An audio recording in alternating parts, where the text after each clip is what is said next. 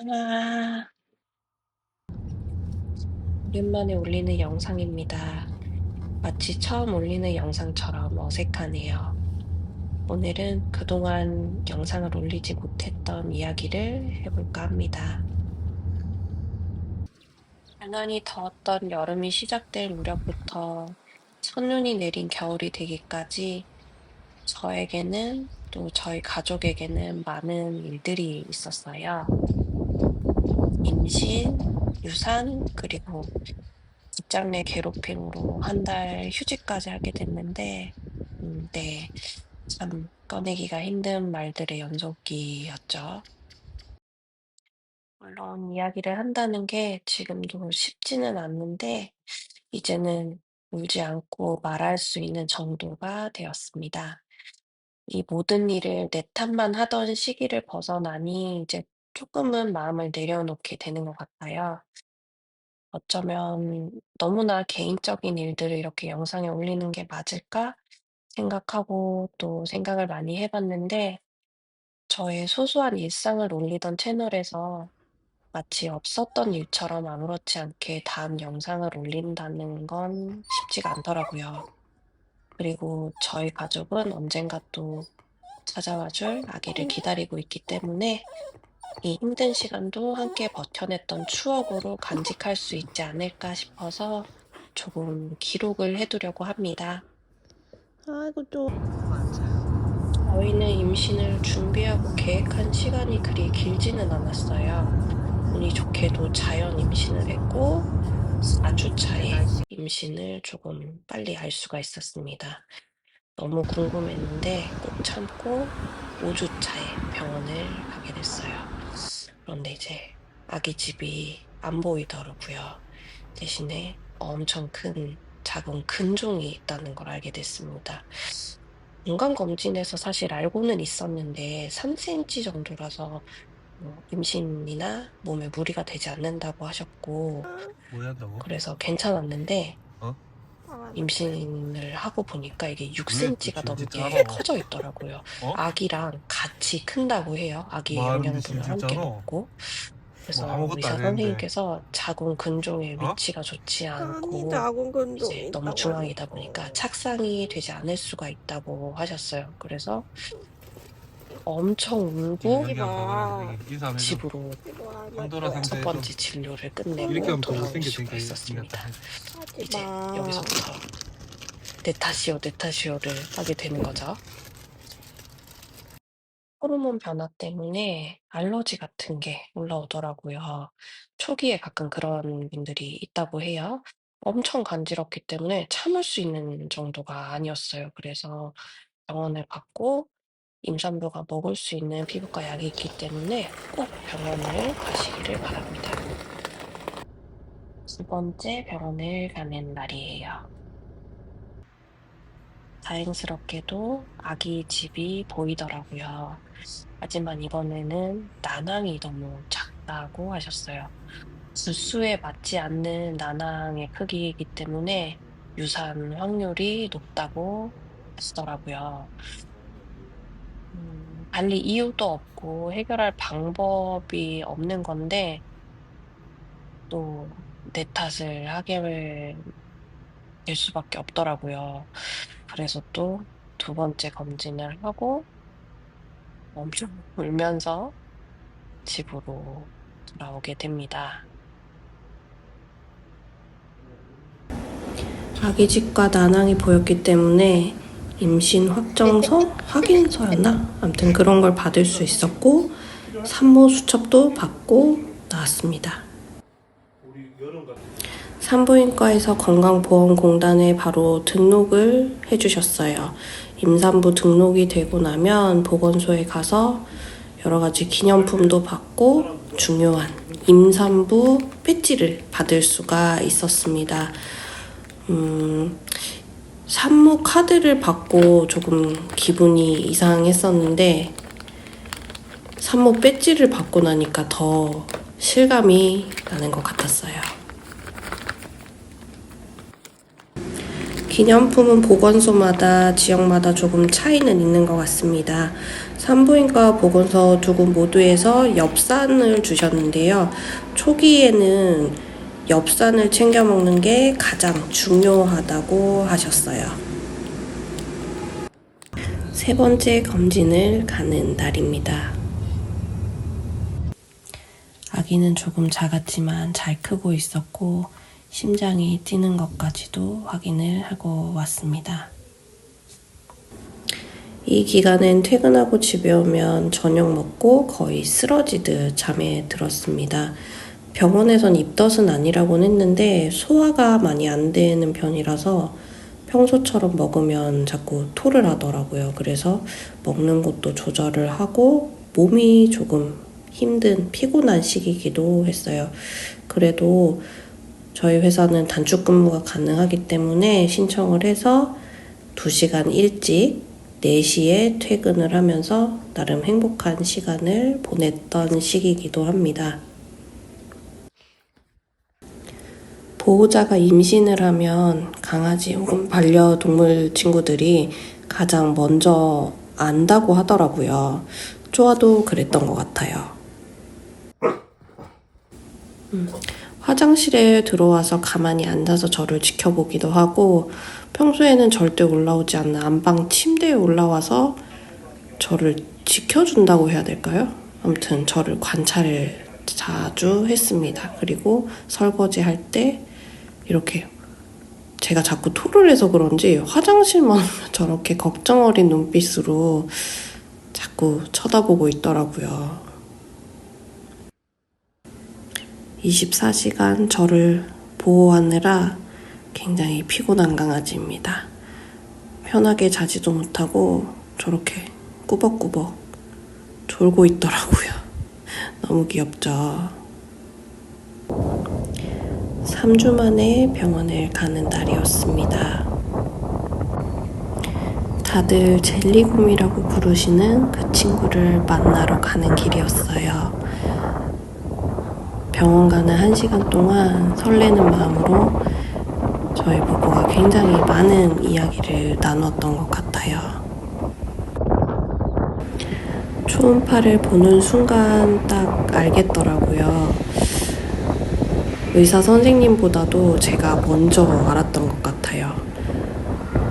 그런데도 혹시 아닐 거야 그런 생각을 가지면서 애써 침착하게 의사 선생님이 말씀하실 때까지 일부러 기다리고 있었던 것 같아요. 아기는 성장을 멈췄고 아기 집은 계속해서 커져가는 중이라 최대한 빠르게 수술을 해야 한다고 하셨어요. 이 기간에 제가 직장 내에 괴롭힘을 당했어요. 남편이 너무 화가 나서 회사를 찾아갔고 담당 팀장을 만났더니 그 담당 팀장이 경찰에 신고를 하고 난리도 아니었습니다. 아무튼 그런 일들 때문에 저는 한 달을 휴직을 하고 바로 수술을 하게 되었습니다. 수술은 그리 오래 걸리지 않았는데 생각보다 많이 아프더라고요. 남편이 저를 만나면서 지금까지 봐온 중에 가장 아픈 모습을 봐서 마음이 많이 아팠다고 하더라고요.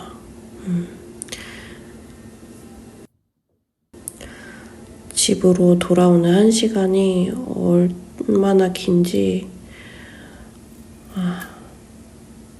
지금까지 일어났던 모든 일들이 정말 내 탓인 것만 같아서 엄청 눈물이 나더라고요. 곧 양가 아버님 생신이랑 추석이 있었기 때문에 고향 가는 비행기 티켓도 끊어놨었고 가면 이제 어느 정도는 안정기에 가깝기 때문에 서프라이즈로 임신을 말씀드리려고 했었는데 그러지를 못했죠. 가족 모두가 처음 겪는 일이었기 때문에 힘든 부분도 있었지만 서로를 어떻게 위로하고 어떤 말들을 해야 될지를 몰라서 그 부분도 참 많이 어려웠던 것 같아요.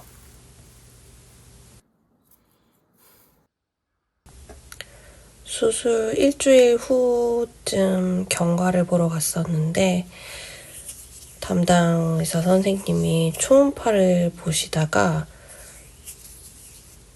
착각을 하신 거예요. 이제 수술을 하고서 피가 고인 걸로 착각을 하시고 자궁 근종을 흡입기로 계속 당기셨어요.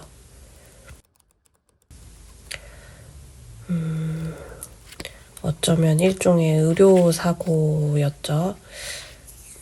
정말 너무너무 아팠는데 말할 힘조차 없더라고요. 왜 나한테만 이런 일이 일어나는 건가? 여기서 따져봐야 무슨 소용일까? 이 병원은 더 이상 안 오면 되지 않을까? 이런 생각들을 했던 것 같아요. 그리고 애초에 자궁 근종이 있었기 때문에 또 이런 일이 일어난 거구나 하면서 나 때문이구나 또 자책을 하면서 집으로 돌아왔었던 것 같아요.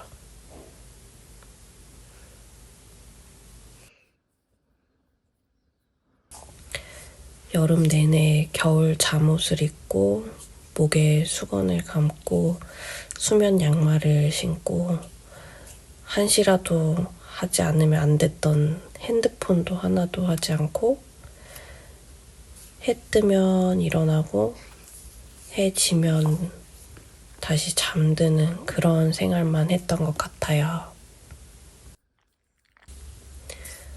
한 달 동안 남편도 많이 힘들었을 텐데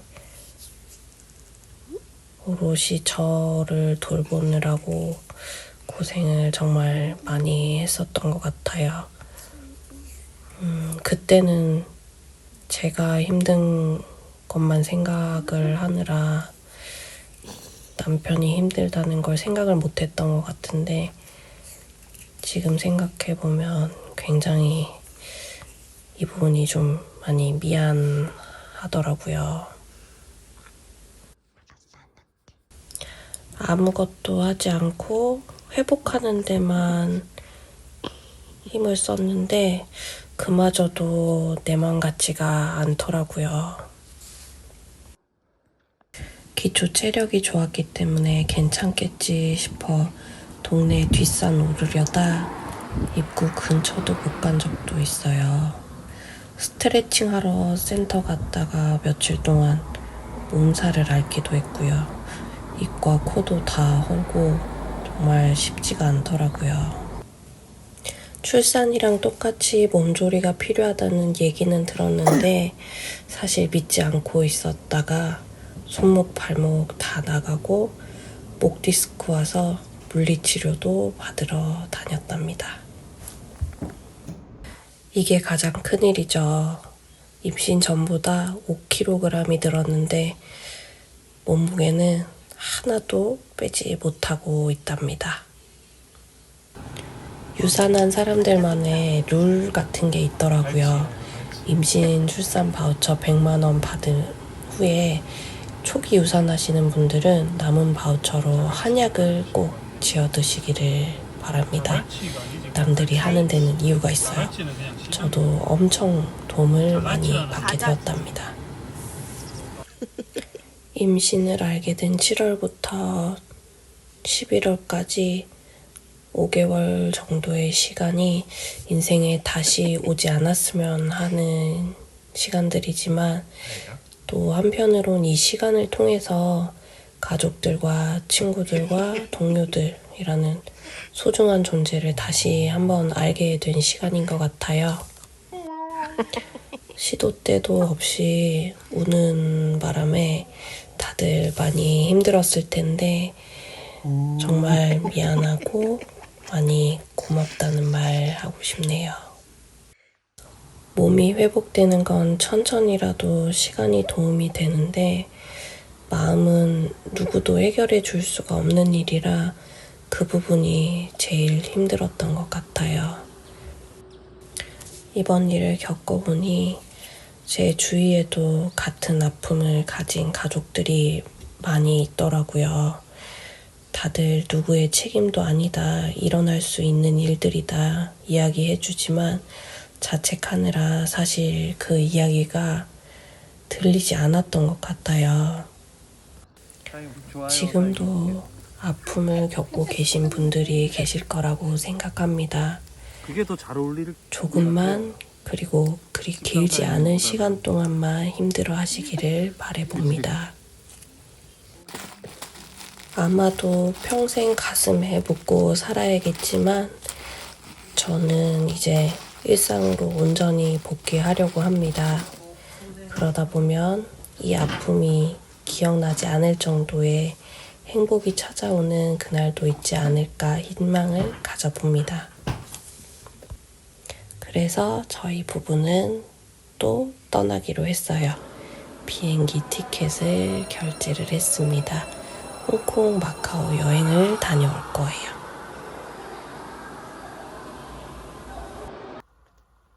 그럼 다음 영상에서도 또 만나요. 안녕.